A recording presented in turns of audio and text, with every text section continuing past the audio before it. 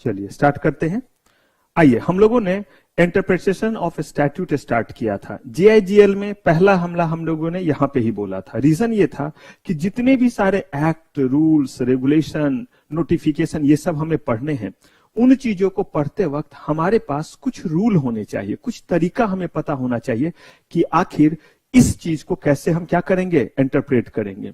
आखिर इंटरप्रिटेशन की जरूरत क्यों पड़ी? तो इंटरप्रिटेशन की रिक्वायरमेंट इसलिए पड़ी क्योंकि लॉ बनाने वाली जो बॉडी है उसका नाम क्या है, लेजिस्लेचर। और उस लॉ पे जो लोग फैसला सुनाते हैं वो हो गए कोर्ट, और जो उन चीजों को इंप्लीमेंट करते हैं वो हमारे एग्जीक्यूटिव बॉडी हो गए, चाहे वो पुलिस हो, आईएएस हो, आईपीएस हो, या अलग अलग हमारे गवर्निंग जो है वो बॉडी हो। दिक्कत तब आती है जब किसी भी बने हुए कानून को लेकर के, किसी भी बने हुए एक्ट को लेकर के जिसे लेजिस्लेचर ने बनाया है, उन चीजों को इंटरप्रेट करते वक्त एम्बिग्यूटी आए। अगर एम्बिग्यूटी नहीं आ रहा है, संदेह नहीं आ रहा है, किसी चीज का एक से ज्यादा मतलब नहीं है, तो कोई दिक्कत नहीं है। लेकिन वो चीज जिसका एक से ज्यादा मतलब है, या हमने इतने सारे एक्ट, कानून बनाए हुए हैं कि वो आपस में ही कोई कुछ कह रहा है, कोई कुछ कह रहा है, तो हम उसका क्या इंटेलेक्चुअल इंटरप्रिटेशन निकाले। इन्हीं चीजों के लिए जरूरत पड़ी हमें किस चीज को जानने की, इंटरप्रिटेशन ऑफ स्टैट्यूट। जैसा वर्ड आप देख रहे, इंटरप्रिटेशन का मतलब होता है समझना, कॉम्प्रीहेंड करना, उसको जो है वो क्या करना, कंक्लूड करना।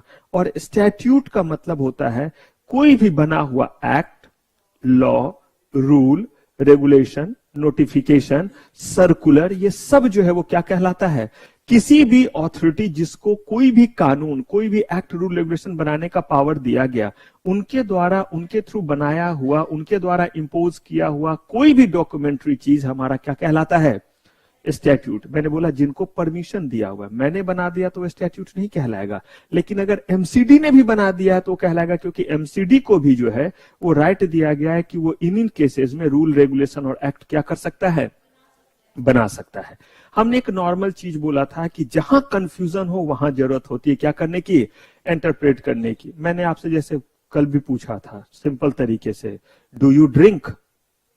अब यहां पे जो है वो कंफ्यूजन, अगर आप यस कहते हैं तो डिपेंड कर रहा है कि किस चीज में यस कह रहे हैं। और इन जनरल अगर देखा जाए तो ड्रिंक का मतलब हम यही समझते हैं, रोम सोम पीना, यही होता है। ड्रिंक तो पानी मैं भी पी रहा हूं। लेकिन अगर मैं पूछा कि क्या आप खाना खाते हैं, तो किसी भी केस में इसमें कोई कंफ्यूजन नहीं होगा। अगर आप नहीं खाते हैं तो नहीं किए कहेंगे, खाते हैं तो क्या कहेंगे, हाँ कहेंगे। लेकिन अगर मैंने ड्रिंक बोला तो पहले कॉम्प्रिहेंड करना पड़ेगा कि सर पूछना क्या चाह रहे हैं, सिंपल मतलब है या व्यापक अर्थ है, ड्रिंक मतलब दे दनादन। तो बोला कि इन चीजों में हमें जरूरत किसकी पड़ गई, इंटरप्रिटेशन। फिर मैंने कहा कि एक बंदे ने कहा और दूसरे ने उसको क्या समझा, दुबले पतले। कल मैंने इनको बोला था मेरा बैग देखते रहना, तो ये भी कह रही देख ही तो रही हूं सर। और तब जो है, जो कल ब्लैक थे आज व्हाइट हो गए। इन्होंने क्या किया, इन्होंने जो है वो बैग हटाया और ये देख भी रही थी, मुझे बता भी रही, हाँ सर आपका बैग लेके वो बंदा चला गया। मैंने बोला था ना आपको देखते रहने। सर मैं देख रही थी, जब वो ले रहा था उससे पहले भी देख रही थी, उसे ले जाते हुए भी देखी, दूर तक वो गया है, फिर भाग गया, फिर बाइक से चला गया, यहां तक मैंने देखा है। मैं क्या बोलूंगा, भाग जा उसी की तरह, वरना मेरे हाथों खून हो जाएगा। एक तो ऐसे ही दुबले पतले फूक भी दूं तो पाप लग जाए, क्योंकि कहीं और उड़ के पहुंच जाएंगे। अब कह रहा हूं कि ऐसे केस में जहां पे जो है वो चीज को बोलने वाले और समझने वाले के बीच में कहीं क्या आ गया, कंफ्यूजन, तो उसके लिए लॉ बनाया गया, रूल बनाया गया बेसिकली, कि उसका हम इस्तेमाल करेंगे। और यही हमने कुछ एग्जाम्पल लिया था और तब हम आगे बढ़े थे कि ऐसे ही कोई चीज दे दिया गया, एक कह रहा है 9 है, कोई कह रहा है। ये बताने का यहां मतलब 9 और 6 नहीं है, यहां बताने का एक ही मतलब है, वो ये है कि आप जो हैं सही हैं, इसका मतलब जो है मैं गलत हूं, ये नहीं होता है हर केस में, इसलिए ये समझना पड़ेगा। दो लोग अगर आपस में बात कर रहे हैं तो एक सही है तो आप ये कंक्लूड नहीं कर सकते इसका मतलब ये गलत है। ठीक है वो सही है, but there could be possibility कि दूसरा बंदा भी क्या है, सही है। ये मतलब था इंटरप्रिटेशन में इस चीज को देने का। फिर हमने ऐसे ही देखा था कि कोई किसी चीज को किस तरीके से क्या कर रहा है, समझ रहा है, इंटरप्रेट कर रहा है, ये जो है मैटर करता है। लेकिन इंटरप्रेट कैसे कर रहा है और सामने वाला क्या पूछना चाह रहा है, उसके बीच में अगर गैप होगा तो गड़बड़ी होती है। सही में मैंने बोला किसी चीज को एक्सपेंड करने, तो आपने एक्सपेंड किया तो कोई बात नहीं, लेकिन a + b के होल स्क्वायर को बोला एक्सपेंड करने, इसका मतलब मैं ये नहीं कह रहा हूं a और b को दूर लेके जाओ। इसका मतलब मैं जो यहां कहना चाह रहा हूं और आप जो समझ रहे उसमें क्या आ गया, फिर गैप आ गया। तो यहां पे जरूरत है इंटरप्रिटेशन की, आप वही समझिए जो मैं आपसे क्या करना चाह रहा हूं, करना चाह रहा हूं, जो मैं आपसे कहना चाह रहा हूं। आइए, इन चीजों के बाद हम लोग आए थे कि जब हम किसी भी चीज को इंटरप्रेट करते हैं तो ऑब्जेक्टिव देखा था कि कानून कहां बनता है। कॉन्स्टिट्यूशन के 3 मेजर पार्ट, लेजिस्लेटर, एग्जीक्यूटिव और जुडिशियरी। लेजिस्लेचर, लेजिस्लेटिव बॉडी का काम होता है कानून बनाना। अगर सेंट्रल लेवल पे वो बन रहा है तो वो आपका कहां बनेगा, पार्लियामेंट में। और अगर वो जो है वो आपका स्टेट लेवल पे बन रहा है तो असेंबली में बनेगा, स्टेट असेंबली में, जो पूरे स्टेट में इंप्लीमेंट होगा। और अगर वो पार्लियामेंट में बन रहा है तो कहां होगा, पूरे देश में होगा, पूरे कंट्री में होगा। अब इसी को पास करते वक्त जो है वो 2 एस्पेक्ट आता है, लोकसभा और राज्यसभा। बहुत डिटेल में पढ़ाऊंगा जब कॉन्स्टिट्यूशन ऑफ इंडिया पढ़ाऊंगा, इसी सब्जेक्ट में आपको पढ़ना है कॉन्स्टिट्यूशन ऑफ इंडिया। उन्होंने तो कानून बना दिया, एमएलए एमपी ने मिलकर के बना दिया। एमपी हो गए जो सेंट्रल लेवल पे बनाते हैं, MLA member of legislative assembly हो गए जो स्टेट के लिए कानून बनाते हैं, जो असेंबली में कानून बनाते हैं, उस राज्य में जो एप्लीकेबल होगा, बना दिया। बनाने के बाद वो चीज जो है वो किनको डील करना है, कोर्ट को। तो रियल में कोर्ट उस चीज को कैसे इंटरप्रेट करेगा, इसके लिए जो है वो अलग अलग तरह के क्या बनाए गए, फिर रूल बनाए गए, ताकि हर कोर्ट जब भी इंटरप्रेट करे तो उस फंडामेंटल रूल को अप्लाई करे। हर जगह सेम रूल अप्लीकेबल होगा जरूरी नहीं है, एकदम ध्यान से इस बात को समझिएगा। कहीं कहीं एक रूल और दूसरा रूल ओवरलैप कर जाएगा, कोई दिक्कत नहीं है। हमें टोटल रूल पता होना चाहिए कि ये रूल क्या कहता है और ये वाला रूल क्या कहता है। अगर हमें जरूरत पड़ा तो कहीं लिटरल इंटरप्रिटेशन को इस्तेमाल करेंगे, कहीं जरूरत पड़ा तो हम गोल्डन रूल का इस्तेमाल करेंगे, कहीं पे मिसचीफ का करेंगे। कुछ जगह आपको लगेगा कि सर दोनों केस में बात तो एक ही जगह पहुंच रहा है, इंटेंशन पे ही बात आती है, तो बिल्कुल सही आप समझ रहे हैं। एक ही बात इसमें है। अगर कोई भी चीज सिंपल मीनिंग दे, सिंपल चीजों में बताए तो अच्छी बात है, नहीं तो हर केस में हमें यह देखना है कि लेजिस्लेचर ने जो ये कानून बनाया वो जिस समय बनाया उस समय के अकॉर्डिंग उनका क्या इंटेंशन था। इंटेंशन का मतलब सिर्फ ये नहीं होता क्या कहना चाह रहे, इंटेंशन का मतलब होता है कि आप उस समय क्या कहना चाह रहे हैं। ध्यान से समझिएगा। अगर मान लीजिए कि इस समय मैं बोलूं कि मुक्के मारूंगा तो कहा जाएगा कि ये बहुत बड़ा चीज हो गया, हैशटैग मुक्के मारने वाला टीचर। लेकिन हमारे समय में जब हम पढ़ाई करते थे तो मैं तो बोलता हूं, वो तो बोलते बाद में थे, पहले धम की आवाज आती थी। अगर जो है वो बाल बड़े हैं तो आगे कोई नहीं बैठता था।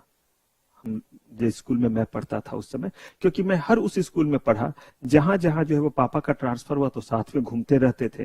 और आप गलती से, मेरे पापा थोड़े ईमानदार थे, तो टोटल उनकी जो है वो 37 जो है वो ट्रांसफर हुए हैं अपने पूरे ये में, तो मतलब जॉब के दौरान। अंत में तो वो भी तंग आकर के बोले कि अब आप लोग वहां फलाने जगह बोर्डिंग में रहो, कि अब पॉसिबल नहीं है कि 6 महीने यहाँ और 6 महीने वहां। वैसे सेंट्रल के लिए केंद्रीय विद्यालय तो होते ही है, लेकिन हर जगह केंद्रीय विद्यालय होगा जरूरी नहीं है। पता चलता था कभी जो है वो डॉन वास्को में पढ़ रहे हैं इंग्लिश मीडियम, और कभी बोरा छाप वाले में जा रहे हैं, और उसमें लिटरली बैठने के लिए अपने बैठने वाले लेकर के जाने पड़ते थे। हमारे देश में ऐसे भी स्कूल हैं जहां पे बैठने के लिए अपना लेकर के जाना है, बोरे ही बोलते थे उसे, बोरा या कोई बैठने वाला आसन लेके जाइए। और तब वहां पढ़ाई होती थी कैसे, 2 एकम 2, 2 दूनी 4। अभी तक पढ़ा था 2 1 2 2 2 4, 1 2 एकम 2। फिर ये करके, मतलब ये कह रहा हूं कि अलग अलग तरह के क्या होते थे, स्ट्रक्चर है, अलग अलग तरह का चीज क्या होता था, हमारे ही देश में रहता था। तो अब जब अलग अलग जगहों पे हमें जो है वो मूव करना रहता था, अलग अलग जगहों पे जाना रहता था, तो वो कह देते थे कि भाई अब क्या करो, यहां से जो है आप जो है वो अलग तरीके से क्या करना शुरू करो, आप पढ़ाई शुरू करो। अब देखिए, अगर मैं यही चीज कह रहा हूं कि ये जो हमारा कॉन्स्टिट्यूशन और हमारे देश का जो स्ट्रक्चर है, इतना ज्यादा आपका क्या है, डिस्पैरिटी है, इतना ज्यादा जो है वो थोड़े थोड़े जगहों पे ही क्या है, चीजों का डिफरेंस है, कि हर कोई चीज को क्या कर रहा है, अलग तरीके से जो है वो इंटरप्रेट कर रहा है। तो इसी में उन्होंने कहा कि सबसे पहले आप कैसे समझिएगा, वो हर कोर्ट को और हर समझने वाले को क्या दिया गया, एक इंस्ट्रक्शन दिया गया कि इस समय में ऐसे समझना और इस केस में क्या करना, ऐसे समझना। तो हम लोगों ने यहाँ पे जो है वो ढेर सारे क्या किया था, प्रिंसिपल को लिखा था। हो सकता है वो एक दूसरे के ऊपर क्या कर जाए, ओवरलैप कर जाए, लेकिन वही मैं कह रहा था, इंटेंशन। और इंटेंशन हमेशा होता है किसके अकॉर्डिंग, समय के अकॉर्डिंग। उस समय के अकॉर्डिंग मैंने कहा था कि हम लोग आगे इसलिए नहीं बैठते थे क्योंकि टीचर अगर बड़े बाल देखते थे तो ऐसे पकड़ लेते थे और बोलते थे हीरो बनते हो। वो ऐसे ऐसे क्या कर रहे हैं, हमें बोल रहे हैं और हमारे सर के बाल को पकड़ के क्या कर रहे हैं, और दर्द हो रहा है, और इस जगह पकड़ते थे जहां पे सबसे ज्यादा क्या हो, दर्द हो। अगले दिन जो मन होता था इसे छिलवा लो और पूरा टॉम क्रूज बन करके आ जाओ। तो उस समय के अकॉर्डिंग वो जो ट्रीट कर रहे हैं और इस समय के अकॉर्डिंग जो कर रहे हैं, दोनों में अंतर है या नहीं? क्या उस समय उनका इंटेंशन था मुझे खूब पीटने का? क्या इसी बात की उन्हें सैलरी मिलती थी, आज जाएंगे आज 4 को पीटेंगे? नहीं, उस समय भी जो है उनका इंटेंशन क्या था कि बच्चे जो है किसी भी तरह से क्या करें, पढ़ाई करें, होमवर्क करके नहीं करके आ रहे, पिटाई लगती थी, वो स्केल से ऐसे करके चट चट वाले चीज। अभी के समय में जो है वो अलग तरीके का चीज। इसका मतलब दोनों समय में इंटेंशन तो वही है कि आप पढ़ाई करें, लेकिन ट्रीटमेंट अलग हुआ या नहीं हुआ? ठीक वैसे ही इंटेंशन एक ही है लेजिस्लेचर का, और वो है कि जो उन्होंने लिखा है वो चीज क्या होना चाहिए, जिस इंटेंशन के साथ लिखा वो पूरा हो, लेकिन समय के साथ उस इंटेंशन का मतलब क्या होता है, बदलता है। 1948 में कहे गए लेबर लॉ का मतलब और 2022 में कहे गए चीज के मतलब में क्या आएगा, डिफरेंस आएगा। तो इन्हीं के बेसिस पे जो अलग अलग तरह के हमारे रूल होंगे, उस रूल को हम क्या करेंगे, देखेंगे, जिससे हम क्या करेंगे, इंटरप्रेट करेंगे। हम लोगों ने जितने भी तरह के एक्ट, रूल, रेगुलेशन है उनको क्लासिफाई किया था, क्योंकि एग्जाम का सिलेबस है इसीलिए किया था। और इस क्लासिफाई करने में हमने कहा था कि अगर इस तरह का कानून बना तो उसे ये कहेंगे, इस तरह का बना तो उसे क्या करेंगे, इस दायरे में। किसी को हम रखेंगे कोडिफाई स्टैट्यूट में, किसी को किस में रखेंगे, डिक्लेरेटरी में। याद रखिएगा इन सब पे आपका जो है वो एमसीक्यू, और बहुत ज्यादा एमसीक्यू का इन पे चांसेस रहता है। एक तो हुआ कि mention various class of statute, ये डिस्क्रिप्टिव का क्वेश्चन हो गया। लेकिन इनमें से देखिएगा, मैं ही आपको निकाल के दिखलाऊंगा कि कैसे जो है वो आपको मेंशन करना पड़ेगा कि ये कौन सा क्या हुआ, स्टैट्यूट हुआ। और खास तौर पे जब ये चारों के चारों नाम दिए रहेंगे, इधर से भी कुछ नाम आपके क्या किए हुए रहेंगे, दिए हुए रहेंगे। तो यहां पे देखिएगा पेनल इंस्टीट्यूट में हमने क्या कहा था, स्टैट्यूट में जो पेनल्टी। अब मुझे बताइए टैक्स जो है वो कौन सा स्टैट्यूट हुआ, पेनल, क्योंकि इसमें बहुत ज्यादा क्या दिया हुआ है, पेनल प्रोविजन है कि अगर आपने ये नहीं, अब यही इसी चीज से आपको पहुंचना रहेगा एमसीक्यू पे। तो इसका सिग्निफिकेंस ये है कि आगे हम एमसीक्यू में इसका क्या करना रहेगा, इस्तेमाल करना रहेगा। तो हमने ये सारे तरह के क्या देख लिए थे, स्टैट्यूट। अब इनमें से कोई भी तरह का स्टैट्यूट हो, उसको अंडरस्टैंड करने के लिए, कॉम्प्रिहेंड करने के लिए, समझने के लिए हमारे पास 2 तरह के जो है वो हमने रूल बनाए। रूल क्या कहिएगा, 2 तरह के बनाए हमने, 2 क्लासिफिकेशन कर दिया। कुछ तरह के रूल को हमने किस में रख दिया, और बाकी को सेकेंडरी या क्या कह दिया, अदर रूल कर लिया। लेकिन दोनों ही केस में हमें पूरा का पूरा रूल पढ़ना पड़ेगा या नहीं?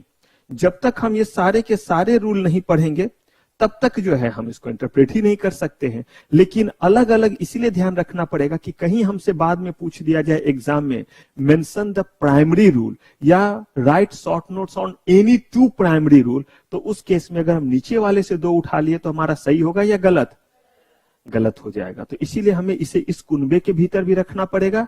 यह भी ध्यान रखना पड़ेगा कि प्राइमरी रूल में कौन कौन से आते हैं, और साथ ही साथ उस रूल में क्या लिखा हुआ ये भी हमें क्या करना रहेगा, ये भी देखना रहेगा। और हमने एक एक करके पढ़ना शुरू किया था। और सबसे पहले हम किस रूल पे आए थे, सबसे पहले हम आए थे लिटरल और ग्रामेटिकल कंस्ट्रक्शन पे। और हमने कहा था कि इस रूल का इस्तेमाल, कंस्ट्रक्शन का मतलब इंटरप्रिटेशन है, ये सबसे बेसिक रूल है, सबसे सेफेस्ट रूल है। कहा गया कि इसमें कोई बुद्धि अपनी मत लगाओ, कोई चौधरी बनने की जरूरत नहीं है, मन में लड्डू फोड़ने की जरूरत नहीं है। तो क्या करो, कहा जैसा लिखा हुआ है as it is, word to word, वैसा ही क्या करो, वैसा ही इंटरप्रेट करो। और इस बात से कोई फर्क नहीं पड़ता है कि इसका कंसीक्वेंस क्या होगा। कहा गया, साफ तौर पे कहा गया जज को कि आप ये ना देखें कि अगर इसको हम ऐसे ही जो है वो इंटरप्रेट करके जो है वो सामने वाले के ऊपर फैसला सुना देंगे तो शायद उसे तो मृत्युदंड मिल जाए, कैपिटल पनिशमेंट उसे मिल जाए। तो कहा गया कि कुछ भी मिल जाए, अगर वो चीज साफ है, अनएम्बिगुअस है, क्लैरिटी है, कोई कंफ्यूजन नहीं है, तो आपको कौन सा रूल फॉलो करना है, लिटरल या ग्रामेटिकल इंटरप्रिटेशन या कंस्ट्रक्शन। क्या उसके कंसीक्वेंस को देख करके फैसला सुनाना है, बिल्कुल ही नहीं। अब यहां तक का सफर हमने क्या किया था, तय कर लिया था पिछले एपिसोड में। यहां से आगे बढ़ते हैं, एक छोटा सा चीज जो आपके एमसीक्यू और डिस्क्रिप्टिव दोनों का पार्ट हो सकता है, और वो ये है कि ये लिटरल इंटरप्रिटेशन जैसा चीज जो है वो कब जो है वो आया था, कॉन्सेप्ट ही तो है। तो कहा गया कि ये लिटरल इंटरप्रिटेशन जैसा चीज जो है, ये कॉन्सेप्ट सबसे पहले आपका जो है commissioner of income tax versus TV Sundaram Iyengar, इनके केस में आया था। और कब आया था? 1975 में जो है ये चीज आया था। और क्या कहा गया था इसमें? The meaning of literal rule was given in this case if the language of a statute is clear and, तो साफ तौर पे कहा गया court can not discard the plain meaning, मतलब जो उसका साफ मतलब है, हैंग हिम टिल डेथ का मतलब क्या हुआ? मृत्युदंड। लिखा हुआ है कि अगर किसी ने इस तरह का हीनियस क्राइम किया तो उसे मौत की सजा मिलेगी। अगर किसी ने ये वाला कॉन्ट्रवेंशन किया तो उसे 10 लाख का पेनल्टी होगा। अगर ये लिखा हुआ है तो ये नहीं समझेंगे गरीब आदमी है, इसके 10 बच्चे हैं, 10 और होंगे अगर रह गया तो, ये सब कुछ नहीं देखेंगे, बल्कि क्या करेंगे? उसको सजा सुनाएंगे या ये देखेंगे कि इनके ऊपर कितने लोगों की डिपेंडेंसी है। कहा गया कि don't go for the consequences, आप कंसिक्वेंसेस मत देखिए। क्लैरिटी है या कोई कंफ्यूजन है? कोई कंफ्यूजन नहीं है, बिल्कुल क्लियर लिखा हुआ है। तो आप सिर्फ कौन सा मीनिंग लेंगे? उसका प्लेन मीनिंग लेंगे। और इस बात से कोई फर्क नहीं पड़ता कि उससे कितना जो है वो हार्ड जजमेंट निकल करके आ रहा है। क्लियर है? ये आया था इस केस में। If it lead to an, हो सकता है उसके लिए इंजस्टिस हो जाए कि भाई किसी को मौत की सजा मिली तो सामने वाला क्या बोले, मेरे साथ न्याय हुआ, बड़ा मजा आया, मुझे 2 करोड़ का फाइन लिया, ओ भगवान आपने मेरे साथ न्याय किया। वो तो यही बोलेगा मेरे साथ क्या हुआ? अन्याय हुआ, इनजस्टिस हुआ है। लेकिन अगर चीज क्लियर है तो आपको ये फैसला क्या करना पड़ेगा? सुनाना ही पड़ेगा। तो ये हमारा था लिटरल और ग्रामेटिकल कंस्ट्रक्शन। यहां तक में बताइए कोई कंफ्यूजन है? बढ़े आगे। चलिए, ये लिखा हुआ है आपका, ये जल्दी से लिख लीजिए, छोटा सा चीज है, इसको फटाक से डन कर लीजिए, बहुत छोटा सा है। Commissioner of income tax, CIT, commissioner of income tax. अब इसमें ये चीज मेरा कंसर्न यहां नहीं था कि आप जो है वो इस पूरे के पूरे केस को बिल्कुल रेक्टिफाई करके रखे। मेरा कंसर्न ये था, ये कन्वे करना था कि चाहे कंसिक्वेंसेस कितना भी खतरनाक क्यों ना हो, अगर लिटरल इंटरप्रिटेशन वर्क कर सकता है तो कोई और इंटरप्रिटेशन हम नहीं लेंगे। इसका मतलब सबसे पहला कौन सा जो है वो रूल लगाएंगे? इसका मतलब ये सब बात लिखा नहीं, ये इंप्लाइड होकर के आया या नहीं? अब यही चीज MCQ में आपसे दे देगा कि there are 4 rules, which one we should apply first.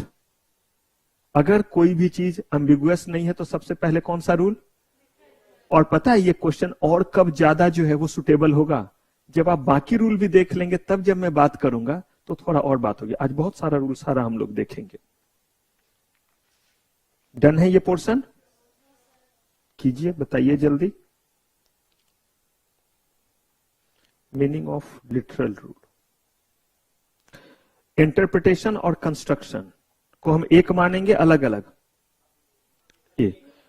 Almost एक ही जैसा चीज होता है, बहुत थिन लाइन होता है जो मैं बिल्कुल लास्ट में बताऊंगा। Thin line.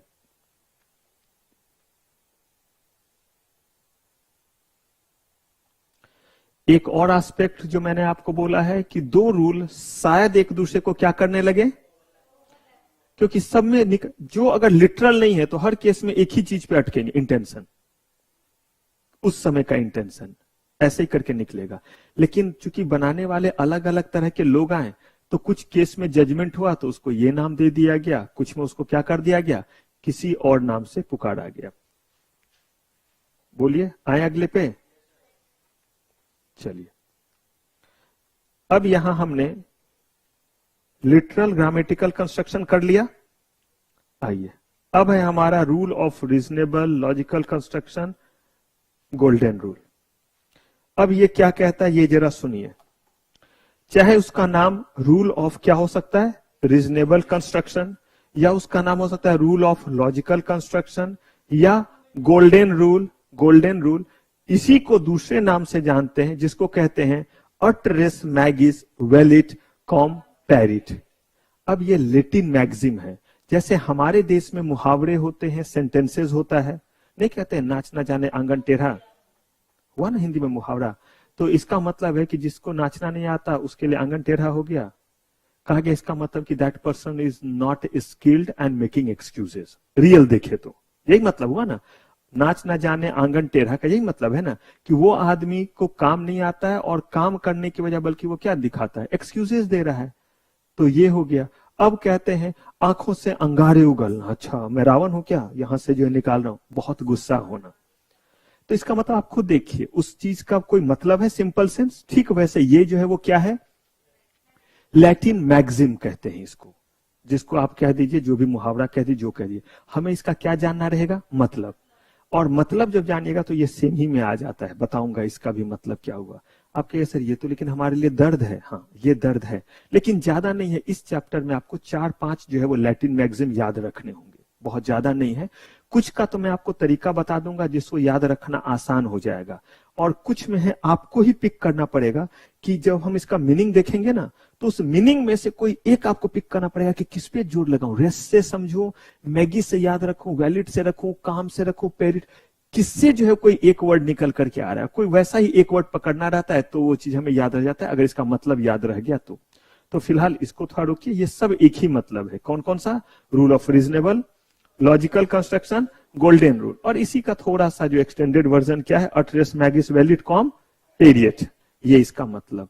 तो देखिए ये कहता क्या है, सबसे पहला चीज कहता है कि अगर कहीं पे मीनिंग बिल्कुल क्लियर हो और साफ हो, कहीं पे कोई एम्बिग्यूटी ना हो, तो you are not suppose to apply this rule.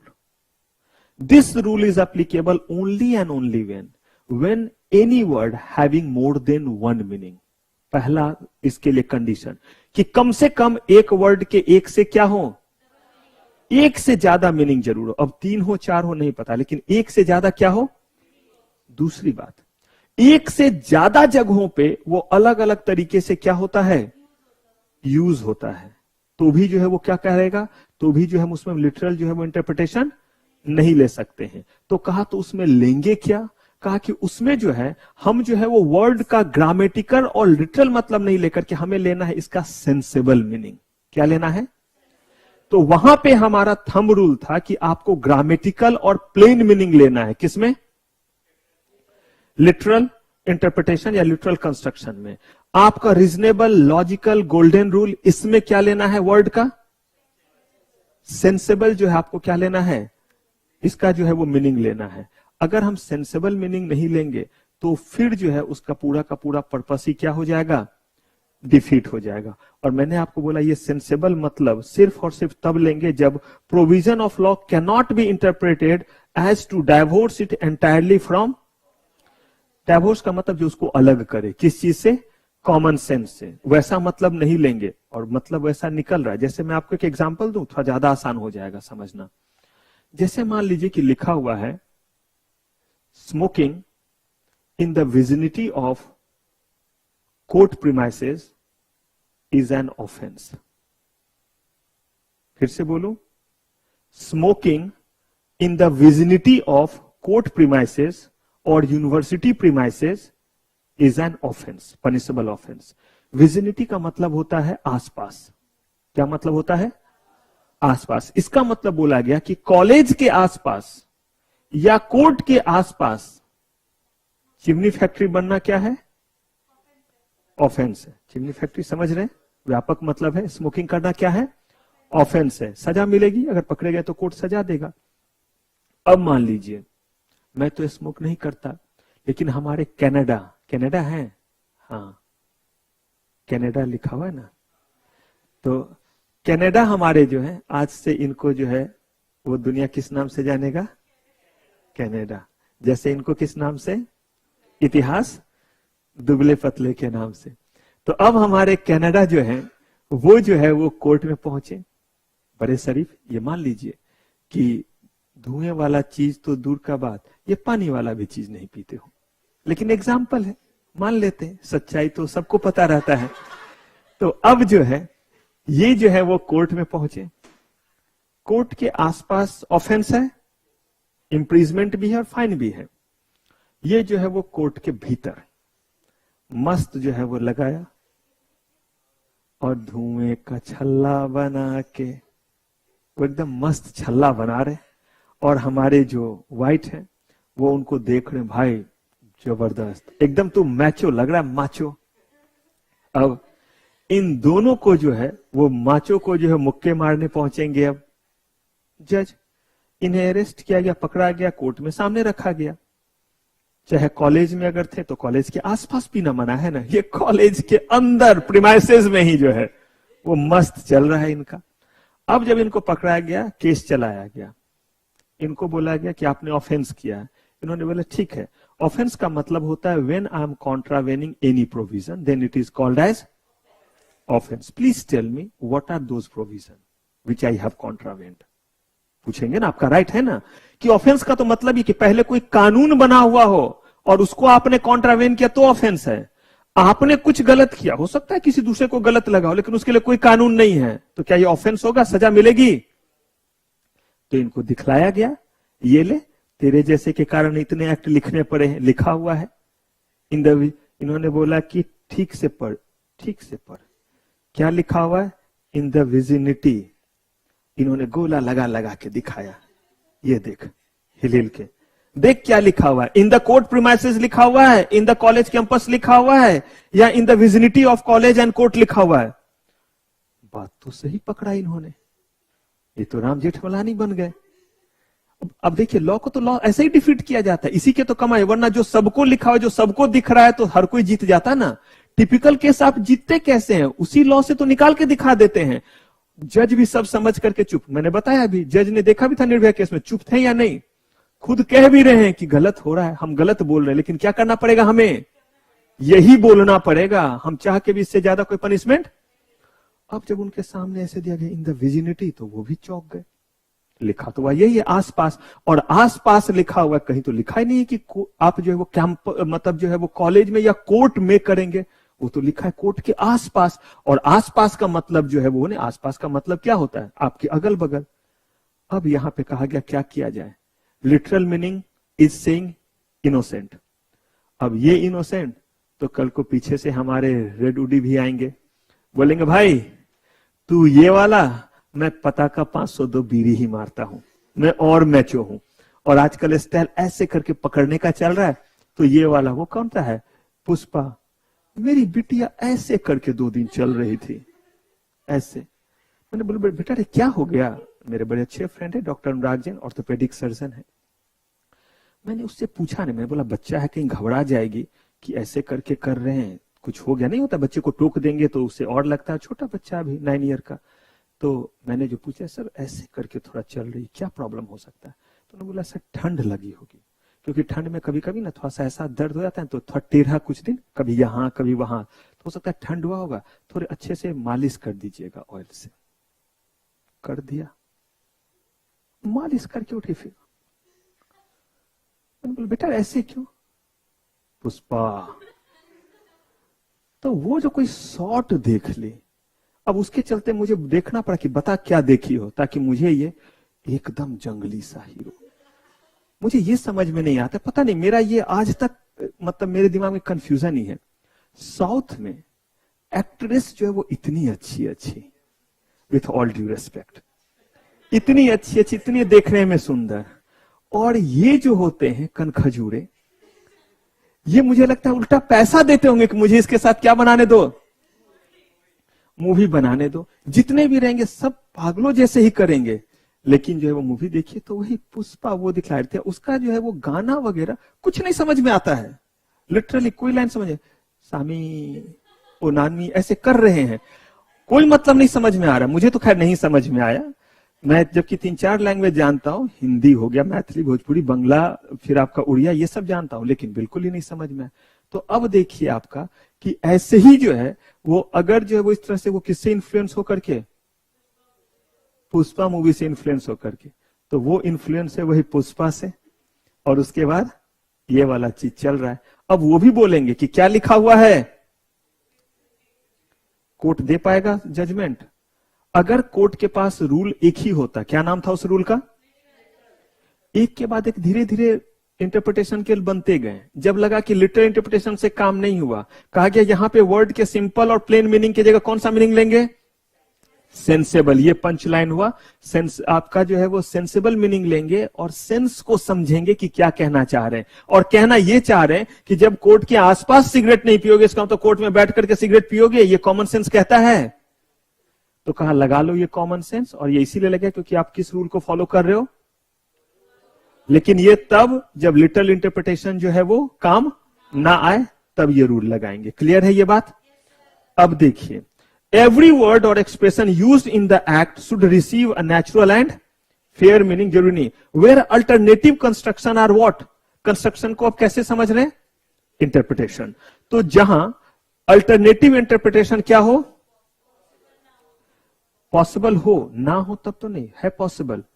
The court must give effect to which will be responsible for what? अब बताइए, सिगरेट ये पीते रहे, इनको छोड़ दें, वो स्मूथ फंक्शनिंग हुआ या वहां से निकालें? मेरा बस चले तो मुक्के मार के निकाले, ताकि सजा बाद में देंगे, पहले एक दो पड़ जाए। तो वो जो है वो वहां से निकाले। Has been enacted rather than the one which could not hindrance it anyway. आप बोलेंगे सर आप खूंखार वाला बात क्यों अक्सर करते हैं? एक्चुअली जो थोड़ी भी दिन आर्म फोर्सेज मैंने बताया था, इंडियन एयरफोर्स में फ्लाइंग ऑफिसर, तो अगर हमारे जवान या हमारे क्राफ्ट के साथ कुछ होता था, ऑर्डर आता था तो मानना पड़ता था। लेकिन इच्छा होती थी जब तक ऑर्डर आए, वायरलेस खराब हो जाए, कुछ हो जाए, एक दो तो गिरा दे। मतलब हमारे एक मरे तो कम से कम 10 तो इनके मरे, फिर ऑर्डर आएगा तो वहां से वापस तो आना ही पड़ेगा आप, क्योंकि वो सारा लॉन्गिट्यूड लैटिट्यूड सारा कुछ उनके पास नोटेड रहता है। लेकिन इच्छा होती थी कि थोड़ी देर के लिए जो ऑर्डर मिला है उस ऑर्डर के बाद वायरलेस क्या हो जाए, खत्म हो जाए, खराब हो जाए, क्योंकि जो लास्ट ऑर्डर मिला उसे ही हम कंप्लीट करेंगे जब तक नया ऑर्डर नहीं मिलता है। और वो ऑर्डर था जाओ बम गिराओ, लेकिन तब तक आ गया मिनिस्ट्री वगैरह सब कि आपस में युद्ध ना छिड़ जाए, तो ये ना हो जाए, वापस आ जाओ, ये आ जाओ। तो इसीलिए खूंखार वाली बात होती, पहले किसी ने गलती किया तो हमेशा इच्छा होती पहले तो 10 मुक्के पड़ जाए इसे, क्योंकि कोर्ट तक फैसला होने में क्या लगेगा, टाइम लगेगा। कम वक्त तब तक हर चीज क्या बोलेगा, मुझे अपना क्या चाहिए, एडवोकेट चाहिए। तो स्वामी भी बोलेंगे मेरा स्वामी कि मुझे क्या चाहिए, एडवोकेट मेरा चाहिए। तो सजा मिलेगी, पूरा चंदन की तस्करी करेंगे, लेकिन क्या बोलेंगे, मेरे एडवोकेट को बुलाओ। एडवोकेट जब तक है तब तक 4-5 दे दीजिए, ताकि लगे कि गलत करना क्या है, गलत है, पाप है। तो ये क्लियर है, इंटेंशन क्लियर। कौन सा मीनिंग लेंगे, सेंसेबल मीनिंग लेंगे।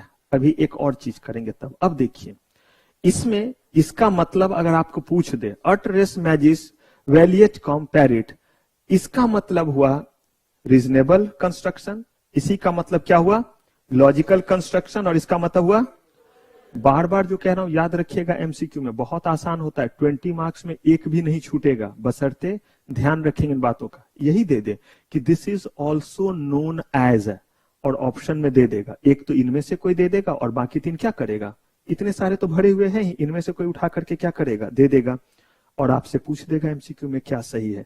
तो अब देखिए ये चीज क्या कहता है, ये भी वहीं पे पहुंचेगा, थोड़ा सा अलग। देखिए ये क्या कह रहा है, it is better for a thing to have an effect than for it to become.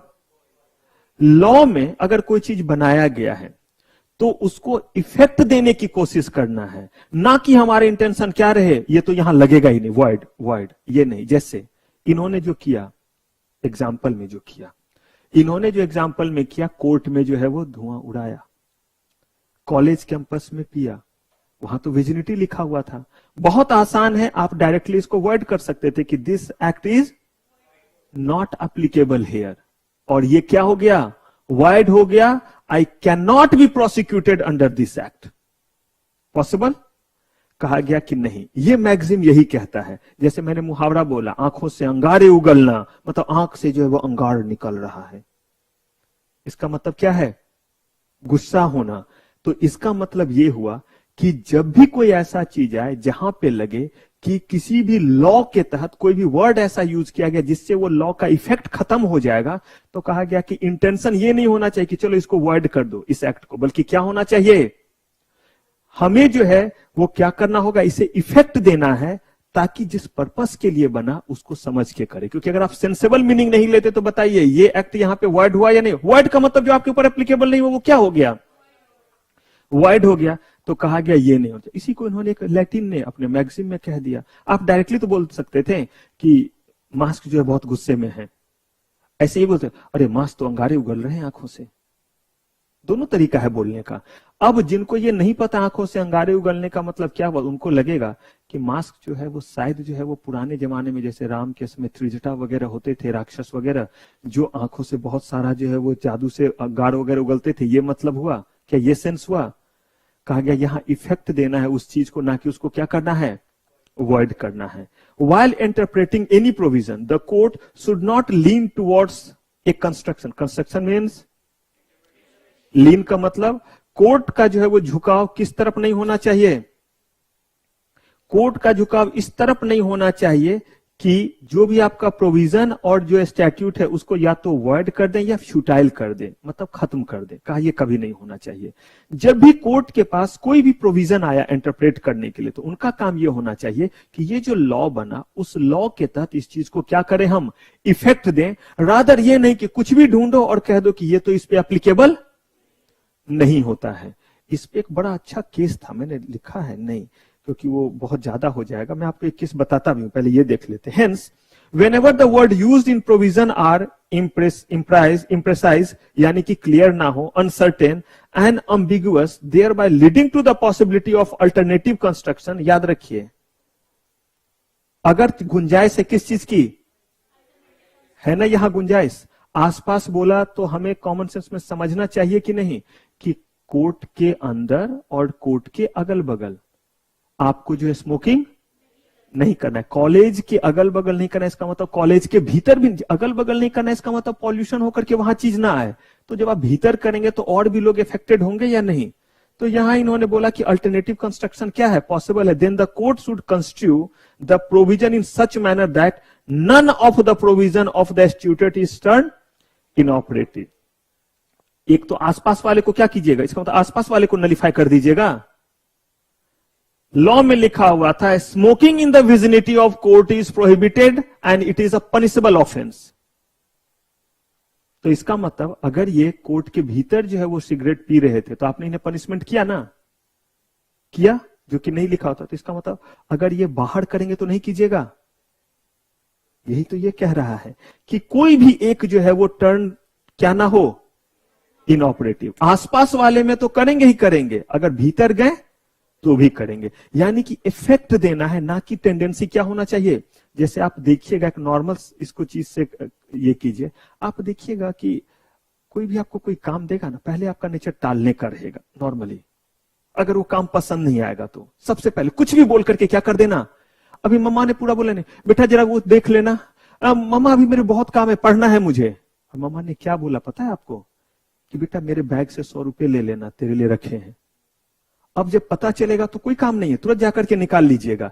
लेकिन अगर लगता है कि मम्मा कोई काम कह रही तो मम्मा भी रजाई के भीतर आप हैं, ठंड का समय है, निकलने का मन नहीं है, और मम्मा अगर कह रही, आपको लग रहा है कि शायद मम्मा कह रही कि बेटा जरा देख लेना कुछ चढ़ा हुआ है, दूध है, गैस बंद कर देना, तो मम्मा अभी मैं ऑनलाइन कनेक्टेड हूं, कुछ भी, ताकि क्या ना करना पड़े। तो नॉर्मली हम चाहते हैं वो काम ना करना पड़े, इसलिए पहले उस चीज को अवॉइड करते, टालते। ऐसे ही कहा गया कि कोर्ट का इरादा ये नहीं होना चाहिए। कोर्ट का इरादा होना चाहिए कि जितने भी प्रोविजन हैं उन सारे प्रोविजन को क्या बनाना, ऑपरेटिव बनाना। किसी को भी जो है इनऑपरेटिव, सेंसेबल मतलब लेना, ताकि जो है जिस पर्पस के लिए बना वो क्या हो सके, पूरा हो सके। अब मैं आपको जो है एक केस बताता हूं, बहुत इंपॉर्टेंट केस था। ये जो मामला था इसमें एक पर्सन को इलेक्ट्रिसिटी, सेक्शन वगैरह भूल जाएगा, सेक्शन 39 के तहत जो है वो शू किया गया।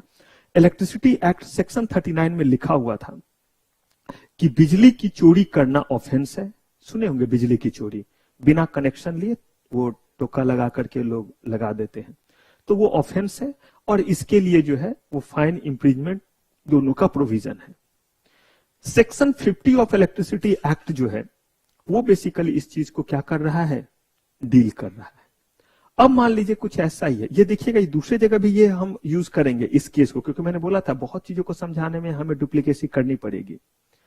तो अब कहा कि ये जो है आपका सेक्शन 50 कहता है कि ऐसे ऐसे करके इसको पनिशमेंट देना। सेक्शन 39 कहता है कि बिजली की चोरी करना ऑफेंस है। सेक्शन 50 कहता है कि अगर बिजली की चोरी किया तो इस प्रोसीजर से इसको सजा देंगे। अब वो जो है उसको आईपीसी के तहत जो है वो प्रोसिक्यूट किया गया, इंडियन पिनल कोड, क्योंकि चोरी करना तो इंडियन पिनल कोड के तहत भी ऑफेंस है ना। इलेक्ट्रिसिटी की चोरी करे इसलिए ना आपके ऊपर इलेक्ट्रिसिटी एक्ट चलाया गया, लेकिन ऐसे अगर आप बिजली की चोरी करें तो क्या है, ऐसे अगर कोई चीज चोरी करे तो इंडियन पिनल कोड आएगा या नहीं आएगा? इंडियन पिनल कोड में ही लिखा हुआ है क्या क्या जुर्म है। और सीपीसी और सीआरपीसी पढ़ाऊंगा मैं आगे।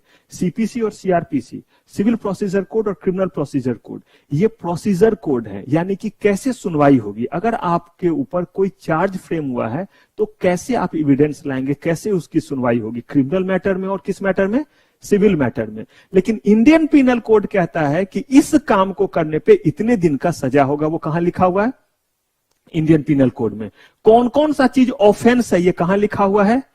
इंडियन पिनल कोड में। किसी को चाकू मारना, धक्का देना, शार्प चीज से गले से ऊपर वार करना, ये सबके लिए अलग अलग बना हुआ है। किस केस में वो मतलब माना जाएगा, अटेम्प्ट टू मर्डर माना जाएगा। सर के ऊपर धारदार छोटे चीज से भी मारा गया, कितने जो है वो धारदार चीज से मारा गया तो वो जो है वो अटेम्प्ट टू मर्डर का लगेगा, जो नॉन वेलेबल होता है। भले आप जो है वो किसी दूसरे चीज से हिट करके, शायद आपने किसी का ये पैर तोड़ दिया, तब आपके ऊपर अटेम्प्ट टू मर्डर नहीं लगेगा, लेकिन यहाँ पे थोड़ा सा खरोंच लग के खून निकल गया तो अटेम्प्ट टू मर्डर लग जाएगा। मतलब वो दिया हुआ है कि किस जगह पे हिट किया गया, कैसे हिट किया गया है। कहने का मतलब है कि इंडियन पिनल कोड में भी चोरी के केस में सजा है। अब उसके ऊपर जो है वो आईपीसी के तहत जो है वो केस चलाया गया।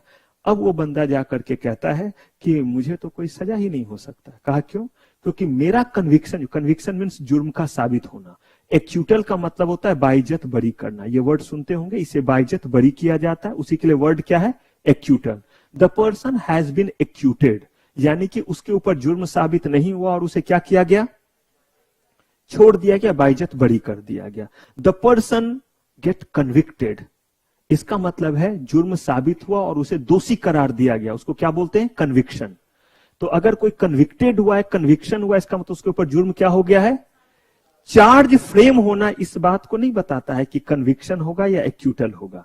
पहले चार्ज फ्रेम होता है, then it will be decided by the concerned court, जो भी कोर्ट होगा, कि whether that person is acquitted और कन्विक्टेड, एक्यूटल होगा या कन्विक्शन होगा। तो अब जो है उसके ऊपर क्या किया? इंडियन पिनल कोड के तहत जो है वो प्रोसिक्यूशन स्टार्ट हुआ और उसे जो है वो सजा दी गई। उसने इस चीज को चैलेंज कर दिया।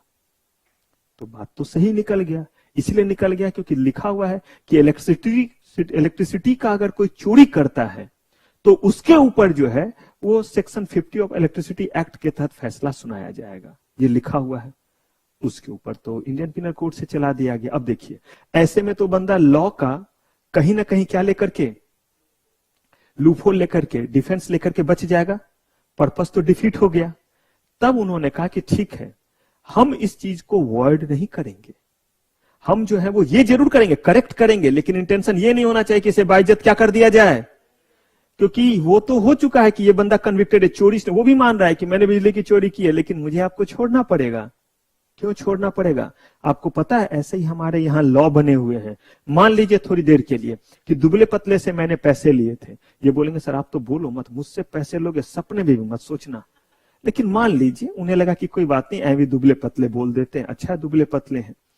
मैंने इनको बोला कि आप मुझे जो है वो 2 लाख रुपए दीजिए, मैं आपको इतने दिन बाद दे दूंगा। लिख के किया था सब कुछ, एकदम पेपर पेन जैसे होता है, उस पर स्टाम्प लगा, सब लगा है। मैंने इनको कहा था कि ये पैसे मैं आपको जो है नेक्स्ट मंथ से देना शुरू करूंगा और पूरे साल के अंत तक मैं दे दूंगा। मैंने अगले महीने नहीं दिए, फिर ये मुझसे पूछे, मैंने बोला दे दूंगा, कहीं मैं भागा जा रहा हूं।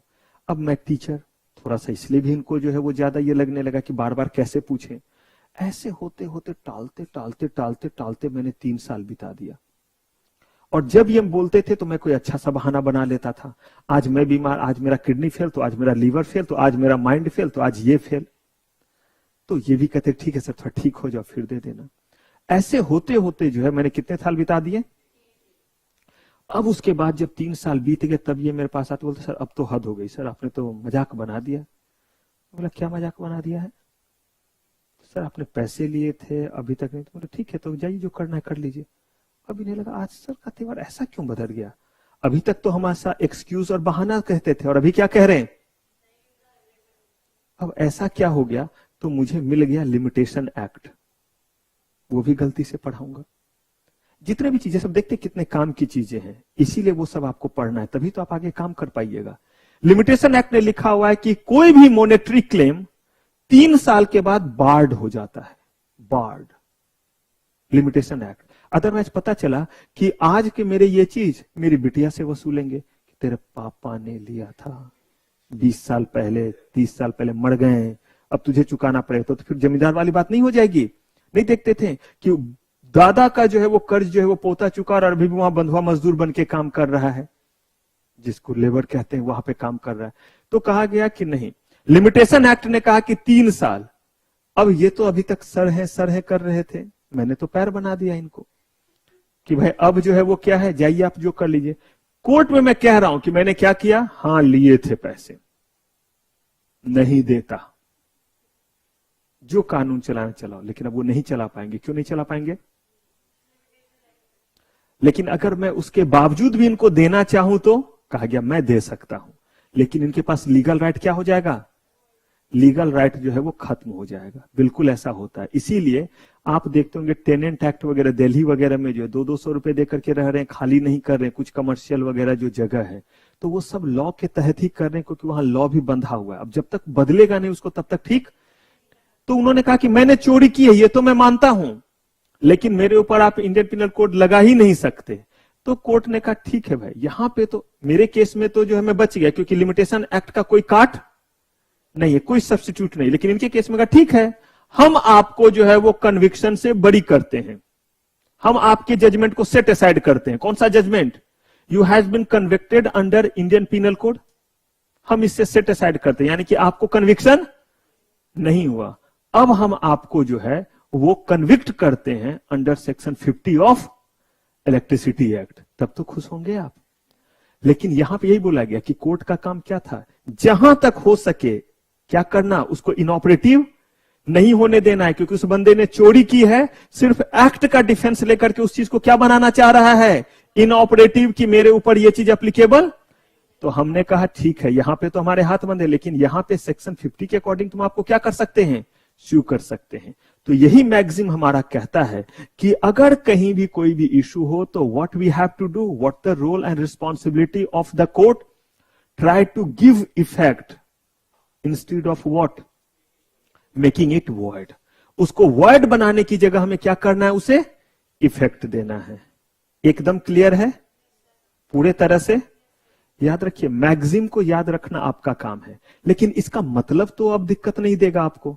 अब इसमें कोई भी एक वर्ड पकड़िए, अट, रेस, मेगिस, वेलियट, क्वाम, पेरिट। अब इसमें आपको कौन सा ऐसा वर्ड है जिससे आपको लगता है कि इनमें से जो हमने बात की है कि अगर कभी ऐसा हो तो वर्ड करने की जगह जो है उसको क्या देना है, इफेक्ट देना है। मुझे तो ये लगता है, हाँ मैं भी ऐसे ही याद रखा था कि मैक्सिमम उनका कोशिश होना चाहिए कि मैक्सिमम प्रोविजन को क्या करना, ऑपरेटिव बनाना, रादर क्या करना, अवॉइड करना। क्लियर है? अब ये याद रखना आपका काम, समझाने वाला चीज मैंने आपको कर दिया। कुछ चीज याद रखना पड़ता है, जैसे 4-5 मैक्सिम होंगे जो याद रखने होंगे, जिसमें से ये ऐसा है जिसको याद रखने में थोड़ा तकलीफ होगा। बाकी के केस में देख करके तुरंत आप उसका मतलब कह दीजिएगा, क्योंकि उसमें 1-2 जो है अच्छे वर्ड दिख जाएंगे। तो आप जो है वो पहले, इसमें कोई और केस लॉ नहीं है, इसको पहले कीजिए तब आगे बढ़ते हैं। मैं इसको क्लीन कर दूं।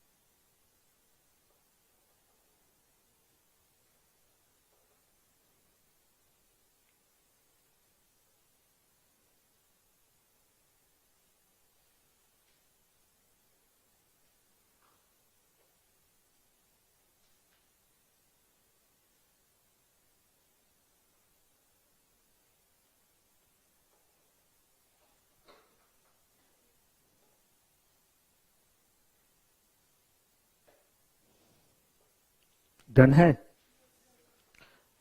अब देखिए अगले रूल पे आते हैं।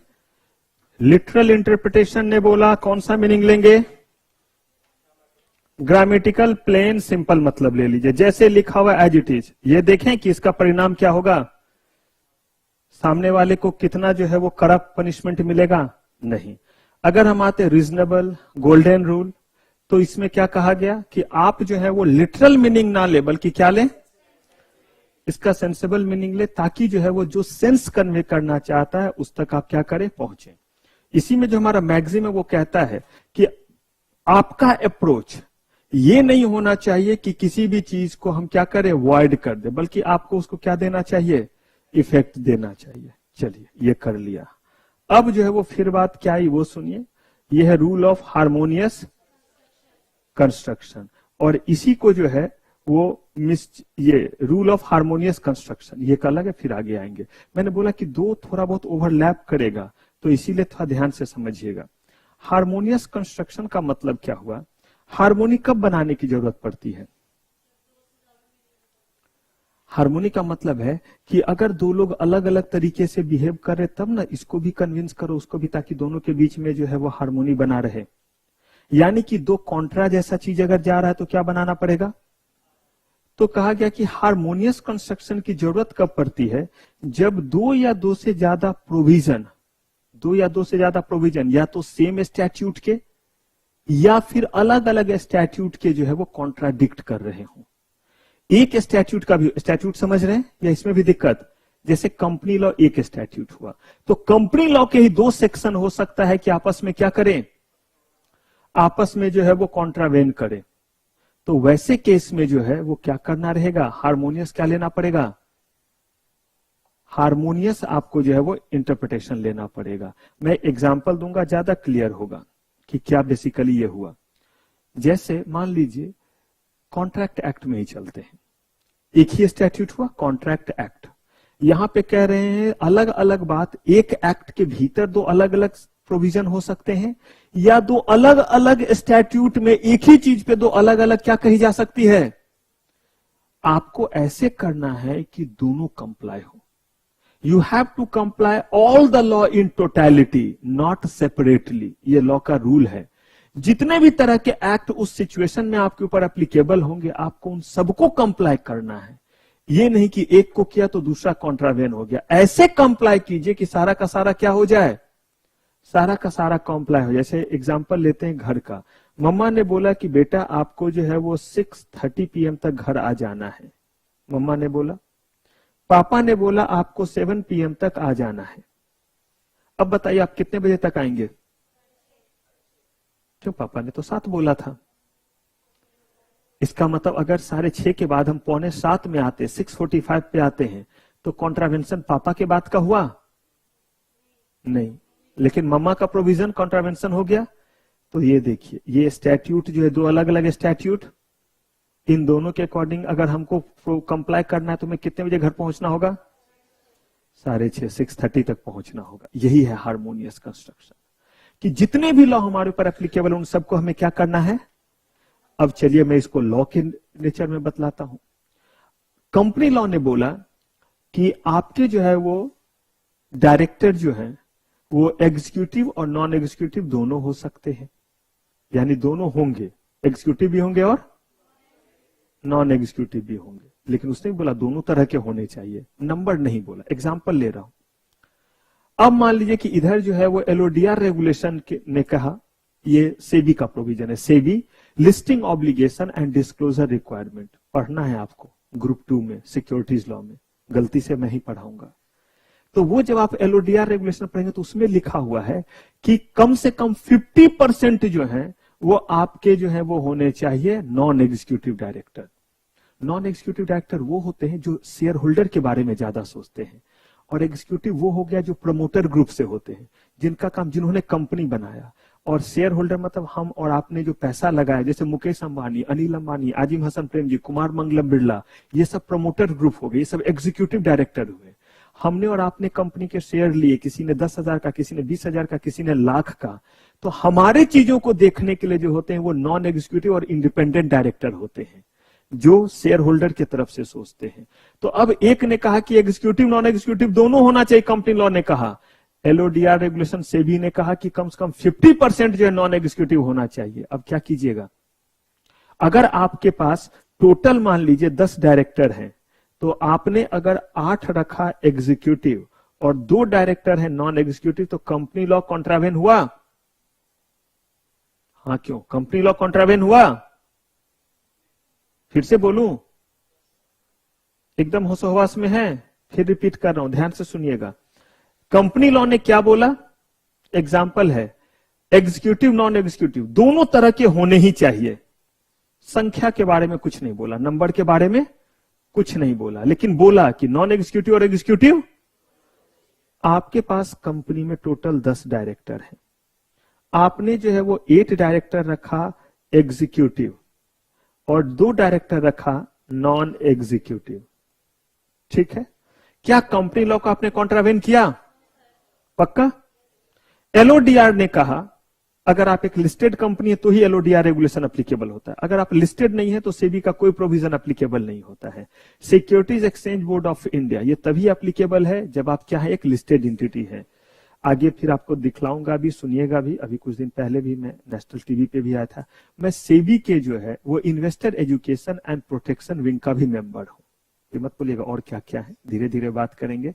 तो मेरा काम वहां पे है कि ऑल अक्रॉस द इंडिया, तो इसीलिए नेशनल टीवी के जरिए ही वो होता है। टीवी पे वो लिंक भी कभी शेयर करूंगा, अब तो शायद ग्रुप बना है तो कभी आपको सुनना होगा। अभी 29 को गया था, तो वो मैदानगढ़ी से वो टेलीकास्ट होता है, क्योंकि वहीं पे DD1 का स्टूडियो है जिसको ज्ञान दर्शन बोलते हैं, जहां से नेशनल टीवी का जो भी पढ़ाई वाला कार्यक्रम होता है वो सब ज्ञान दर्शन पे ही होता है, वो फ्री होता है। जैसे आप टीवी देखते हैं तो NDTV देखते हैं और क्या क्या टीवी देखते हैं, वैसे ज्ञान दर्शन भी DD का है।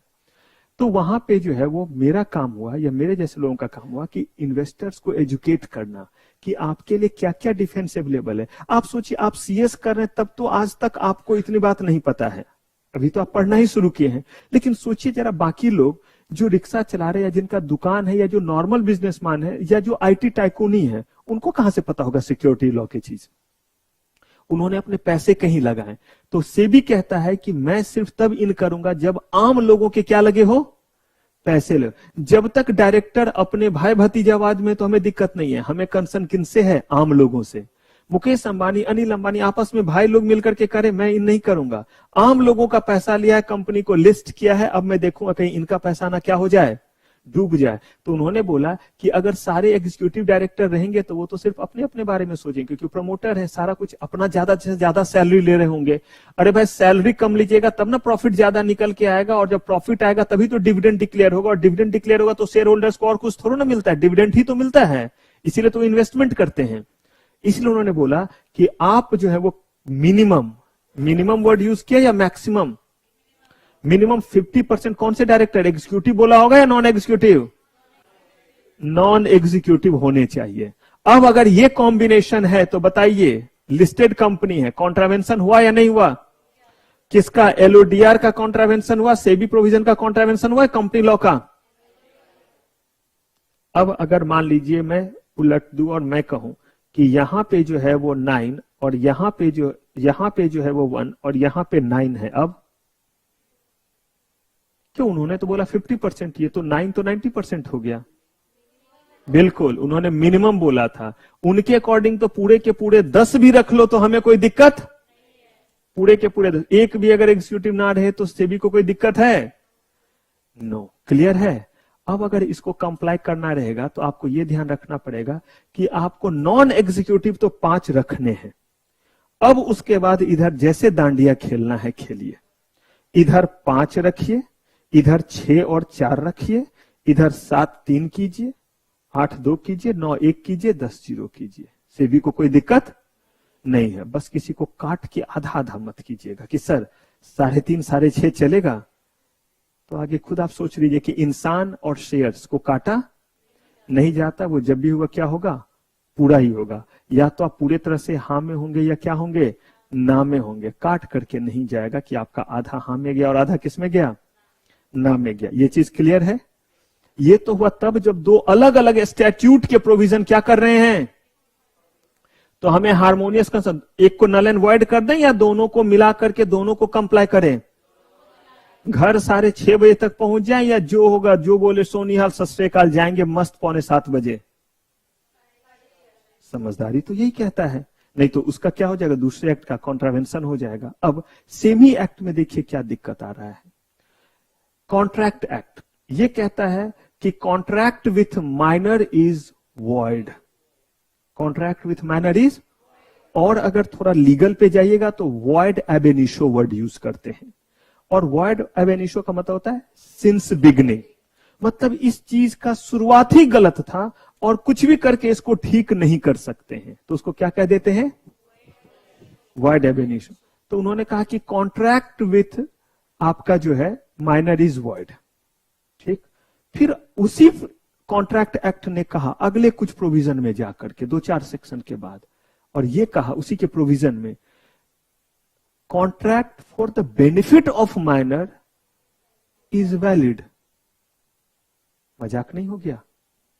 एक कह रहे हैं कि अच्छा एक ही बताइए, कॉन्ट्रैक्ट जो है वो benefit of minor is valid, तो जब भी माइनर के बेनिफिट के लिए कॉन्ट्रैक्ट होगा तो पहले वो कॉन्ट्रैक्ट हुआ या नहीं हुआ? अब उनके फायदे के लिए हो या नुकसान के लिए हो, पहले तो कॉन्ट्रैक्ट हुआ, और पहला ही स्टेटमेंट कहता है कि contract with minor is void, तो फिर उसके बेनिफिट के लिए हुआ, चाहे उसके लॉस के लिए हुआ, किसी भी चीज के लिए हुआ, डैमेज करने के लिए हुआ, हर केस में तो वो कॉन्ट्रैक्ट ही जो आपका क्या हो गया। तब उन्होंने कहा कि नहीं वत्स, ऐसे नहीं, ये तो वही बात हुआ। मम्मा ने बोला बेटा, मम्मा मैं अभी ऑनलाइन सर के साथ कुछ डिस्कशन में हूं, सुन लो, मम्मा कह रही है 500 रुपया अभी ले जाओ, बाद में नहीं मिलेंगे। आप बोलिएगा सर जाए तेल लेने, कहां सर इंडिया छोड़ के भागे जा रहे हैं, फिर आ जाएंगे, या बोल देंगे सर नेटवर्क चला गया था। आजकल तो बहुत तरीके होते, खट काटा या ऐसे करके, नहीं अगर लाइव में रहते हैं तो। और पता है आपको ये सही बिल्कुल है, मेरी बिटिया जिस समय ऑनलाइन क्लास कर रही थी वो बोली कि पापा मेरी एक फ्रेंड जो है वो बहुत दुष्ट है, छोटा बच्चा, ये क्लास 3 की बात है, जब वो क्लास 3 में थी, अब 5 में पहुंच गई क्योंकि 2 साल तो कोरोना में गए।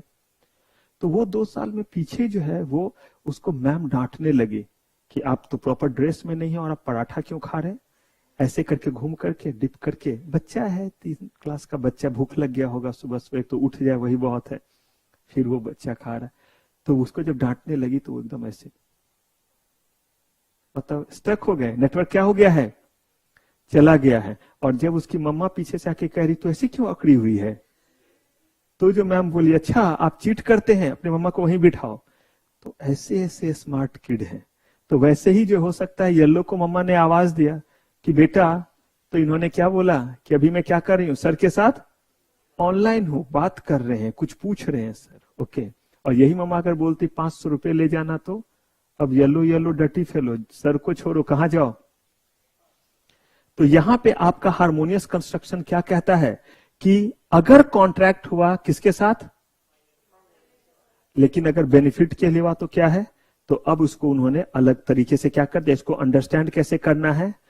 इन general if contract is made with minor is then what, void, until unless it is made for the benefit of what, minor. ये हुआ उसका हार्मोनियस कंस्ट्रक्शन। अब ये बताइए विद इन सेम स्टैट्यूट है या अलग अलग स्टैट्यूट हुआ, और पिछले केस में 2 अलग अलग स्टैट्यूट के प्रोविजन कॉन्ट्राडिक्ट कर रहे थे। और बताता हूं, अभी आप लोग थोड़ा कम लॉ पढ़े इसलिए, तो एग्जाम्पल तो इसमें n नंबर हो जाएंगे जब बाद में हम लोग और आगे आएंगे। आपने बायबैक का नाम सुना है लॉ में, बायबैक के provision, buyback of shares, securities law में मैं पढ़ाऊंगा आपको बायबैक ऑफ सिक्योरिटीज, बहुत मजेदार है। कंपनी पैसे रेज करने के लिए, फंड रेज करने के लिए अलग अलग तरह के इंस्ट्रूमेंट इशू करती है और लोगों को कहती है कि हमारे कंपनी में क्या करे, इन्वेस्टमेंट करे। लेकिन जब कंपनी के पास बहुत पैसे आ जाते हैं और प्रॉफिटेबल बिजनेस उस समय कुछ नहीं रहता है, उस समय कहीं पैसे लगाने की जरूरत नहीं, तो वो चाहते हैं क्यों ना हम अपना शेयर स्टेक कम कर लें ताकि जो है हमारा ईपीएस बढ़ जाए, अर्निंग पर शेयर वगैरह बढ़ जाए। समझाऊंगा बहुत डिटेल में। तो वो लोगों को ऑफर देते कि पहले ऑफर दिया था कि आओ हमारे शेयर खरीदो, अब हम कह रहे हैं कि आप अपने शेयर हमें दो, हम आपको इतने पैसे क्या करेंगे, इतने पैसे आपको देंगे। इसमें जो है वो साफ तौर पे आपका जो है वो सेक्शन जो है वो 66 कहता है, a company can not buyback it share by itself, ना खुद से, ना जो है वो अपने जो है वो किसी सब्सिडरी कंपनी से, ना ही अपने किसी एसोसिएट के मदद से कंपनी जो है वो शेयर बायबैक नहीं कर सकती है। दिखाऊं आपको, तब आप समझेंगे, क्योंकि इस इंटरप्रिटेशन में कंट्रोल एफ,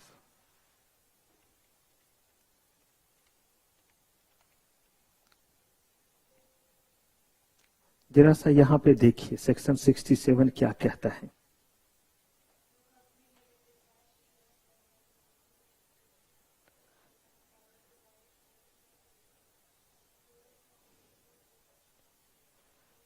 देखिए साफ लिखा है, नो कंपनी, बस इतने तक देखिए क्योंकि बाकी रिडक्शन ऑफ कैपिटल आ जाएगा।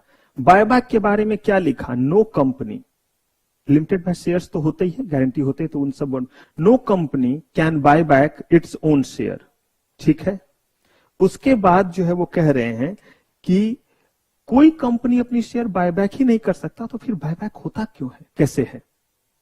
क्योंकि ये सेक्शन तो देखिए साफ साफ कह रहा है ना 67 कि कोई कंपनी अपने शेयर्स को बायबैक नहीं कर सकता है। अब देखिए यहां पे, notwithstanding in subsection 2 apply to, इसका मतलब ये जो कह रहा है, no public company shall give directly और इनडायरेक्टली, एंड देखिए कितना साफ लिखा है, whether by mean of loan, guarantee, provision of security, otherwise any financial assistance for the purpose और in connection of purchase of what, made और made by any person in the share of company और its, इतने तरह से कह रहे, ना खुद से खरीदेगी, ना किसी के थ्रू खरीदेगी, और ना बोलेगी कि भाई मैं तो नहीं खरीद सकता तो ये लो पैसे मेरे बदले में कंपनी के क्या कर लो।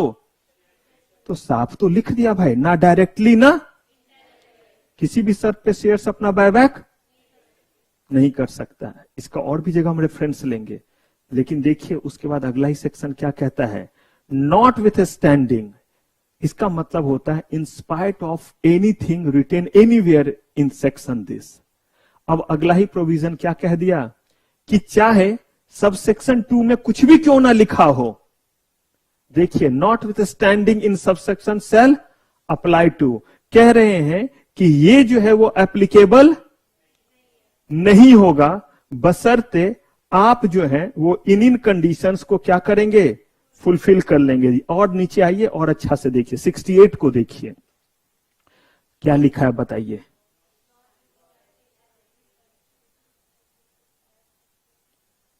Anywhere in this act company, देखिए क्या लिखा हुआ है और लिख दिया है, इसी चीज को आगे क्या बोलेंगे, सेक्शन 67 ने बोला ना डायरेक्टली और ना इनडायरेक्टली। सेक्शन 68 कहता है notwithstanding anything written anywhere in this, this act means which act, अभी हम कंपनीज एक्ट में हैं, तो कंपनीज एक्ट का ही सेक्शन 1 बोलता है नहीं कर सकते, और इसने क्या बोला, चाहे किसी भी सेक्शन में कुछ भी। अब बताइए हो गया कॉन्ट्रावेनिंग प्रोविजन, वो कहता है नहीं कर सकते, और ये क्या बोलता है, कहता है कि चाहे कहीं भी कुछ भी क्यों ना लिखा हो इस एक्ट में। ये बिल्कुल वैसा ही हो गया कि आप जो है वो पापा के पास गए और कहते पापा आज जो है मैं लेट से आऊंगी, मेरे फ्रेंड का बर्थडे है, आज मैं लेट से आऊंगा, मेरे फ्रेंड का बर्थडे है। यहां पे मेल फीमेल एक है, अब हैशटैग मत चला दीजिएगा। लॉ में वैसे भी मैस्कुलिन और फेमिनिन के बीच में कोई अंतर नहीं रखा गया है, लॉ में दोनों जेंडर के लिए सेम बने हुए, अब तो तीसरा जेंडर भी उसको भी डाल दिया गया है, जब तक 2 था तो 2 ही बोला जाता था कि दोनों के लिए सेम मतलब है। तो आप निकले, आप बोले कि आज जो है आप आएंगे 8 बजे, तो पापा बोलते कोई बात नहीं, बोलते लेकिन मम्मा ने तो बोला है कितने बजे तक घर आ जाने, 6:30 तक, और पापा से आप एक्सटेंशन ले रहे हैं आज 8-9 बजे का। तो आप बोले कैसे होगा, तो पापा बोलते हैं अरे मम्मा की ऐसी की तैसी, डरते डरते हिम्मत करके मैंने बोल दिया ना। अब मम्मा ने बोला इतने और पापा ने क्या बोल दिया 8 बजे तक। अब हो गया कॉन्ट्रावेनिंग चीज। क्यों कॉन्ट्रावेनिंग हुआ कि आप जब सामने खड़े होंगे और उधर दोनों लोग खड़े होंगे तो एक के अकॉर्डिंग तो बोलेंगे पापा ने बोला था, मम्मा मैंने भी तो कुछ बोला था।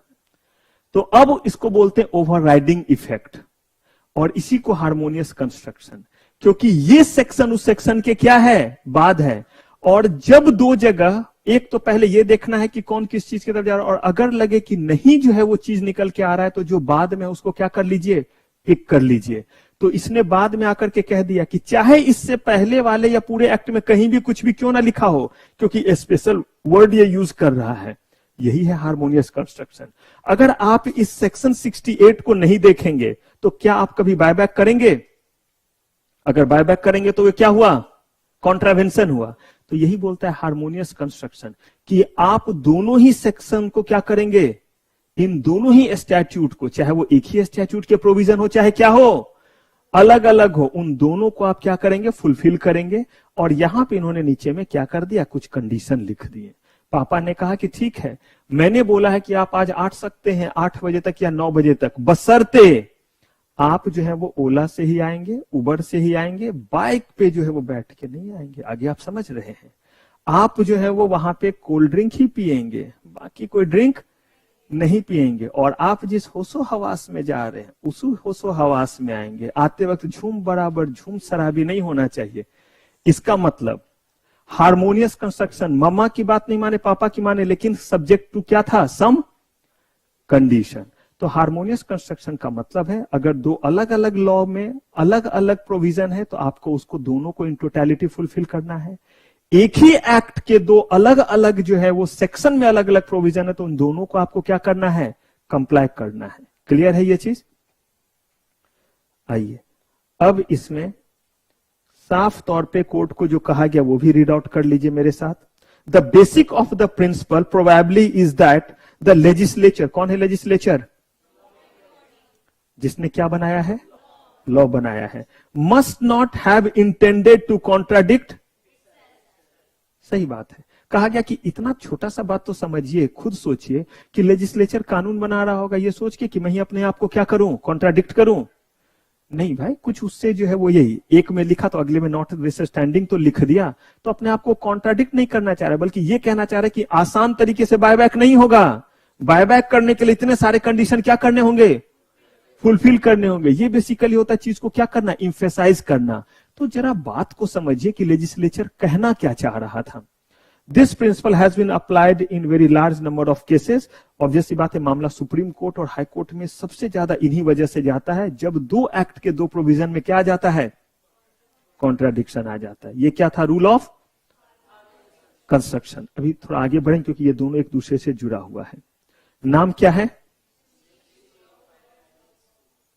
अब देखिए इन सारे चीजों को अभी जो लिखा है उसको छोड़िए, एक नॉर्मल पहले एग्जाम्पल लेते हैं और उससे चीजों को पहुंच देखते हैं।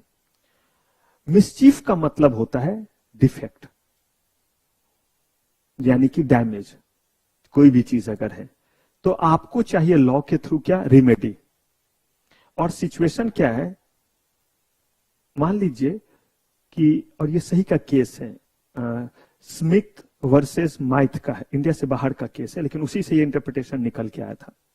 उस केस में क्या हुआ था कि कुछ जो है वो प्रोस्टिट्यूट, जहां पे अलाउड था, जहां पे लीगली अलाउड था, उनको कहा गया कि आप जो प्रोस्टिट्यूशन का काम करते हैं वो आप करें, अपनी जगह पे करें, लेकिन आप जो है इन स्ट्रीट एल्यूरिंग समवन और distracting the people is punishable offence. In the street, when you are coming in the street and trying to distract the person, और उसको बोलते हैं ओए आता क्या, ओए चिकने, ओए मुखने, जो भी रहे, जिस भी तरीके से बुलाए, लेकिन ये अलाउड था, तभी ये केस लॉ बना, अदरवाइज ये इलीगल होता। तो वहां पे लॉफुली अलाउड था, यूएसए का केस था, वहां से इंटरप्रिटेशन ये निकल करके आया है। तो कहा गया कि आप जो है वो स्ट्रीट में आकर के ऐसा नहीं करें क्योंकि वहां से लोग जाते हैं। ठीक है, अब क्या किया, जो प्रोस्टिट्यूट थे उन लोगों ने, सब लोगों ने जो है वो second, third floor, first floor में अपना घर लिया, ठीक है, स्ट्रीट के ऊपर, और खिड़की से जो है वो कहते थे ओए चिकने, ओए मखने, जो भी हो। अब मुझे बताइए, क्या लॉ मेकर का इंटेंशन वो डिफीट कर रहे हैं या नहीं? कौन सा एक्ट कॉन्ट्रावेन कर रहे हैं, जरा ये मुझे बता दीजिएगा। कहां? तो वो स्ट्रीट पे जाने वाले लोगों को ना, लॉ में तो लिखा हुआ था when you are coming in the street, आप गली में आकर के अगर ऐसा करते हैं तो वो गली में आए हुए हैं, वो तो फर्स्ट और किस फ्लोर पे हैं? सेकेंड फ्लोर पे हैं। अब बताइए, उनका हो सकता है इस केस में कहीं प्रोसिक्यूशन, उनके ऊपर कार्रवाई होगी? अगर देखें तो बिल्कुल नहीं होगा। और एक चीज देखिए, लिखा हुआ था और लॉ है कि legal abortion is allowed through the doctor in practice, only through the doctor in practice. Doctor के थ्रू कर सकते हैं, जिनके पास आपका जो है इंडियन मेडिकल एसोसिएशन का क्या हो, नंबर, सर्टिफिकेट हो। जैसे हम लोग के पास ICSI, फिर chartered institute of securities and investment, उसका जो मेंबरशिप नंबर है बजाबता उस पर लिखा रहता है, हम उसके क्या है, मेंबर हुए। तो कहा गया कि जिसके पास होगा लीगल तभी होगा abortion. Abortion is legal only when it has done through the doctor, otherwise it is punishable offence. अब देखिए, कोई गए हॉस्पिटल में, दवा और इंजेक्शन जो है वो नर्स ने दिया, ऐसा ही होता है। इलाज डॉक्टर करते तो क्या डॉक्टर सारा कुछ, इंजेक्शन वगैरह, ब्लड का सैंपल सब डॉक्टर लेते हैं, BP वगैरह कुछ ना चेक करते हैं, वो तो मेन काम कर रहे थे, बाकी तो सब लिख करके लोग आगे पास ऑन कर देते। जितने बड़े डॉक्टर उतना ज्यादा तामझाम। तो इसका मतलब है अगर नर्स ने दवा दिया, हो रहा है डॉक्टर के सुपरविजन में, लेकिन क्या ये चीज अब लॉ के पर्पस को डिफीट नहीं किया? आप देखिएगा हमारा होर्डिंग ही लिखा, तो उस पर लिखा रहता है अंडर द गाइडेंस ऑफ, देखें या आप देखिएगा, जो गया था अभी मेरे पास, नहीं तो मैं इसी पे दिखला देता, under the guidance of sir, sir का नाम लिखा रहता है, आशीष कालरा सर का, जो CAS, क्या सारे सब्जेक्ट सर पढ़ा रहे हैं? तो इसका मतलब है कि अंडर द क्या लिखा हुआ, गाइडेंस वो हो रहा है। इसका मतलब है कि उन्हें पता है या नहीं कि किस तरीके से पढ़ाई हो रही, क्योंकि उनके ऊपर अल्टीमेट रिस्पॉन्सिबिलिटी है, नहीं है? सारे चीजों को लेकर के, क्वालिटी कंसर्न, बाकी चीजों को लेकर के। वैसे ही नाम डॉक्टर का, इसका मतलब अगर सिस्टर ने इंजेक्ट किया, अगर लॉ टू लॉ चले, लिटरल इंटरप्रिटेशन के तहत चले, तो इसका मतलब ऑफेंस हुआ या नहीं हुआ? क्या ये लीगल अबॉर्शन हुआ?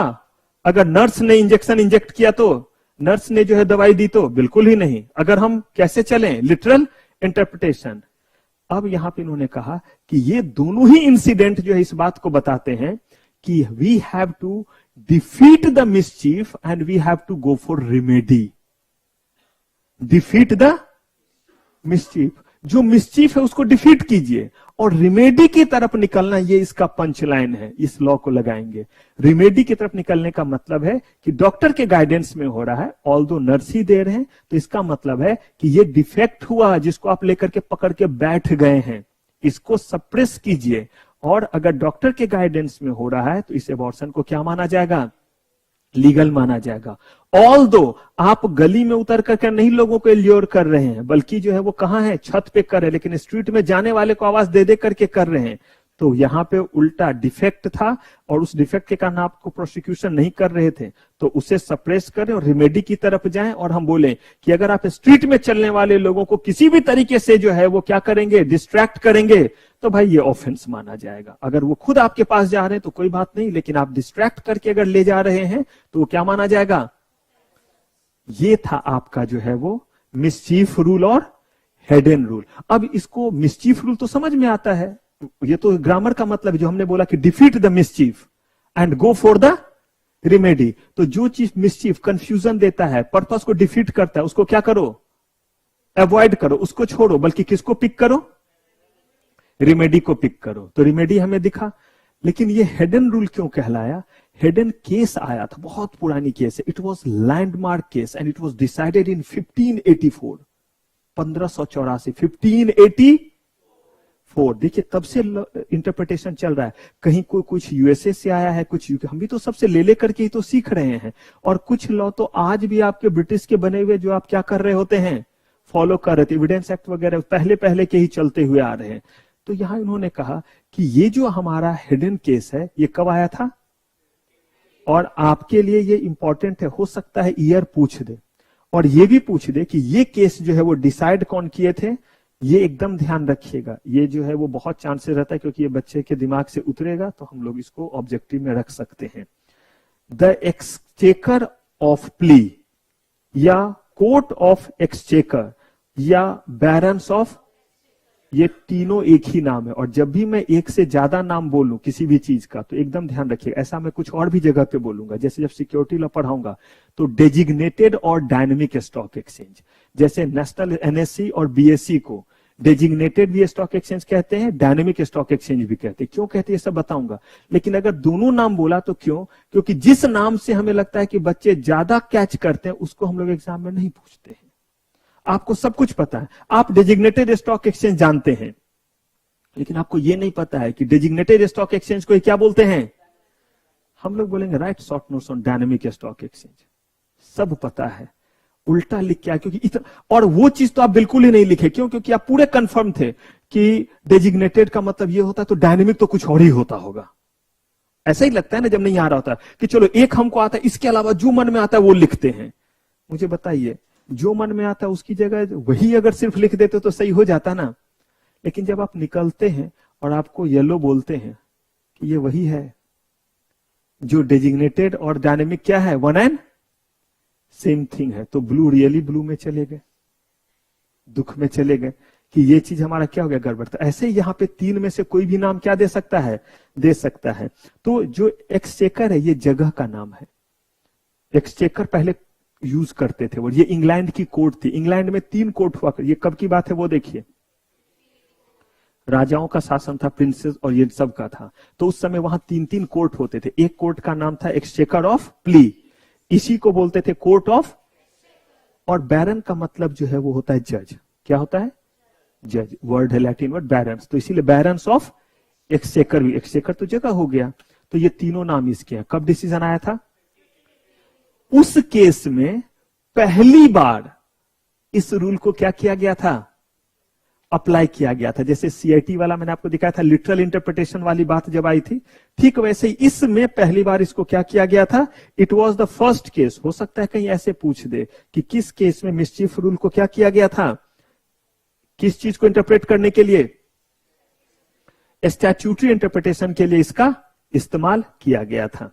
तो यहां है, it is applicable when the word used in the statute और legislation give what, two different meaning. सबसे पहली बात क्या होना चाहिए, मुझे क्या बताइए, अगर डिफरेंट मीनिंग नहीं होगा तो हमारे ऊपर कोई बर्डन आएगा नहीं। As per this rule the court will interpret those words in such a manner which shall suppress the mischief and advance the remedy. उस चीज को सप्रेस कर दीजिए जो क्या दे रहा है, मिसचीफ, पर्पस को डिफीट कर रहा है। और किस चीज को पिक कर लीजिए, देखिए जैसे बोला कि आप स्ट्रीट पे आके, तो बोला कि आके चाहे कहीं पे, पर्पस क्या था, स्ट्रीट में जो जा रहे हैं उसको जो है आप डिस्ट्रैक्ट नहीं करेंगे। एबॉर्शन बोला गया कि डॉक्टर के सुपरविजन में हो रहा है, तो इस बात से मत फर्क पड़ेगा कि मुंह में खाने के लिए नर्स ने तो मुंह में नहीं दवाई डाल दिया, डॉक्टर अपने हाथों से ही दे। बोला गया नहीं, ये मिसचीफ हुआ, ये जो क्या कर रहा है, पर्पस को डिफीट कर रहा है, उसको छोड़िए और एडवांस कीजिए किस चीज को, रेमेडी, जिस चीज के लिए बनाया गया है।